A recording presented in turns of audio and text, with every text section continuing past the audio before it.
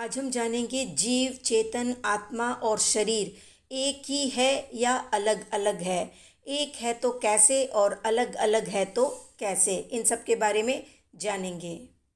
तो शरीर में जीव और जीव में शरीर एक मेक या एक समान जैसे प्रतीत होते हैं। जैसे कि अग्नि में लोहे का गोला अग्नि जैसे वर्ण वाला हो जाता है, इसलिए गोला अग्निमय है और अग्नि गोलामय है। अग्नि और गोले में भेद करना सहज नहीं है, परंतु इतने मात्र से लोहे का गोला और अग्नि एक नहीं हो जाते हैं। लोहा लोहा है, अग्नि अग्नि है। जब तक लोहे में अग्नि है तब तक वो लोहे की पकड़ में है और लोहे के साथ साथ वो भी चोटें खाती है। जैसे जैसे लोहे का आकार परिवर्तित होता है वैसे वैसे अग्नि भी उस आकार में ढलती जाती है। जब अग्नि लोहे के गोले से निकल जाती है तब लोहे के गोले में वो तेजस्विता नहीं रहती है और उसके आकार में भी परिवर्तन नहीं होता है।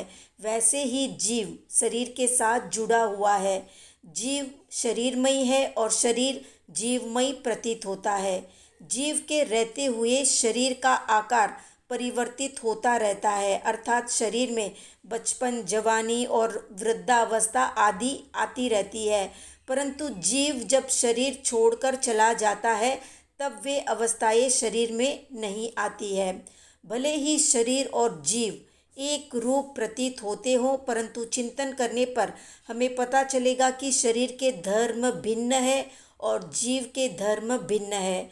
शरीर के धर्म वर्ण, गंध, रस और स्पर्श है और जीव के धर्म है ज्ञान, दर्शन, चरित्र इत्यादि। जीव शरीर छोड़कर चला जाता है तो ज्ञान आदि उसके धर्म उसके साथ चले जाते हैं और शरीर के धर्म शरीर में रह जाते हैं। परंतु कुछ बातें ऐसी है जो शरीर में जीव के रहते हुए ही होती है, जैसे प्राण, इंद्रियों का प्रयोग, शरीर का रक्त संचार, हृदय की धड़कन, पर्याप्ति, वेदना इत्यादि। यद्यपि ये पौद्गलिक शक्तियाँ हैं, फिर भी जीव के अस्तित्व में ही इनका अस्तित्व रहता है। इस प्रकार हमें पता चलेगा कि जीव शरीर से भिन्न द्रव्य है, परंतु कुछ स्थितियाँ शरीर के कारण से ही शरीर में रहती है। वैज्ञानिक लोग चेतना के उन कार्यों को ही शरीर के कार्य मानकर जीव के अस्तित्व को नकारते हैं, परंतु वहाँ ये चेतना के कार्य अपने आप जीव का कार्य नहीं कर सकते। जैसे कि कोई व्यक्ति एक मकान में रहता है, उसमें 5 खिड़कियां हैं। उन पांचों ही खिड़कियों से वो भिन्न भिन्न दृश्य देखता है और उन सभी दृश्यों को वो जमा करके कह भी सकता है कि उसने क्या देखे हैं। खिड़कियां और देखने वाला दोनों भिन्न है। बिना खिड़कियों के दर्शक देख नहीं सकता, फिर भी दर्शक का स्थान खिड़कियां नहीं ले सकती है। ऐसे ही हमारे शरीर में भी 5 इंद्रियों के समान 5 खिड़कियां हैं। उन इंद्रियों के माध्यम से ज्ञान करने वाला जीव है। इंद्रियों के बिना छद्मस्त जीव को ज्ञान नहीं होता है, पर इंद्रियां जीव का स्थान नहीं हो सकती। जैसे मकान में रहने वाला खिड़कियों से देखे या नहीं देखे, वैसे ही आत्मा इंद्रियों से काम ले या न ले, इंद्रियां जबरदस्ती या बलात् जीव को ज्ञान प्राप्त नहीं करा सकती है। तो इससे ये सिद्ध होता है कि शरीर में स्थित जीव और इंद्रियां अलग अलग है। वैसे ही मस्तिष्क आदि यंत्र भी यंत्र ही है। जीव चाहे तो उनसे काम ले या न ले। मनुष्य सोया हुआ है तो उसकी सभी इंद्रियां उस समय होते हुए भी कार्य नहीं कर पाती है, क्योंकि उनसे कार्य लेने वाला जीव सोया हुआ है।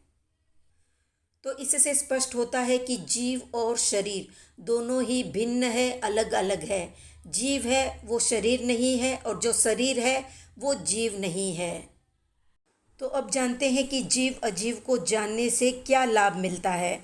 तो आगमों में कहा गया है कि जो जीव को नहीं जानता, जीव के निमित्त से होने वाली अजीव की पर्यायों को नहीं जानता, वो संयम को क्या जानेगा। इसलिए जीव और अजीव की जानकारी से ही संयम की जानकारी होती है और सभी व्रतों के पालन की स्थिति बनती है। इसलिए जीव और अजीव के स्वरूप को जानना मुक्त होने के लिए बहुत ही आवश्यक है। तो ये थी जीव और शरीर के बीच के अंतर की संक्षिप्त जानकारी। आज का प्रश्न है, शरीर के कितने प्रकार है और आत्मा के कितने प्रकार है, कमेंट में बताएं। वीडियो पसंद आया तो लाइक शेयर सब्सक्राइब करें।